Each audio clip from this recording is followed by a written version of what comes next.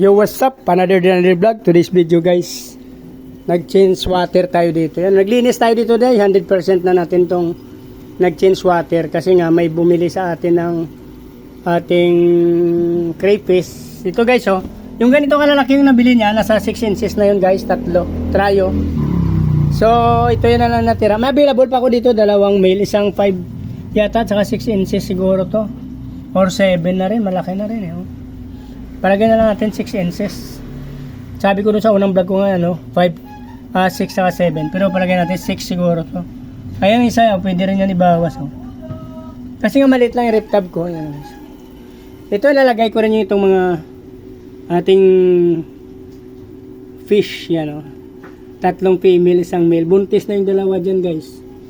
Ito mabitawan na natin guys. Oh. Ito yung pwede natin i-out guys. Yan, oh. Actually, 1, 2, 3, 4. Nasa 7 inches na to siguro guys. Yan, laki yan eh. Yan, pinakamalaki rito yan. Pero kung hindi man mabili, preserve ko na lang din yan. Yan laki oh. Lalo na pag inilapit natin guys, laki yan. Oh. Malaki yan guys, malaki. Yan yung giant ko talaga dito. Ito female to guys oh. Pero hindi ko to binibenta. Yan. Kasi kulay blue yan. Yun, galing nun, female. Ito guys, ay male din to. Ito pwede to, available to guys. Oh, nasa 5 inches. Oh. Yan, pwede ko yan bibenta sa inyo. Ito ay ito male din to guys. Oh. Yan, basta dalawa lang ay bababas ko rito. Ito rin.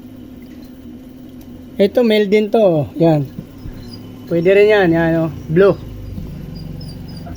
Parang Taguro style siya kasi kulay blue.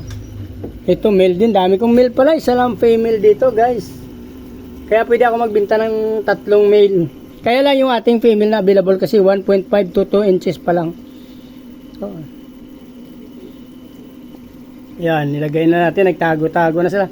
Actually din na natin guys na hindi na natin sinunod yung process ng yung process ng pagkalipat kasi since yung pinaglagyan ko diyan na tubig tsaka dito ay nilagay ko same lang sila guys, walang pinagkaiba, yun lang. Wala ang problema sa temperature, maaga pa naman ngayon.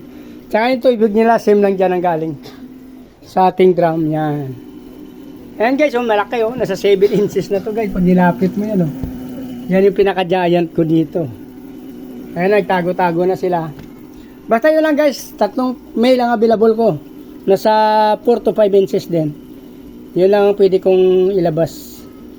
Message kayo kung may gusto kayo. Kaya basta yung female natin, nasa 1.5 to 2 inches pa lang yung anak nito.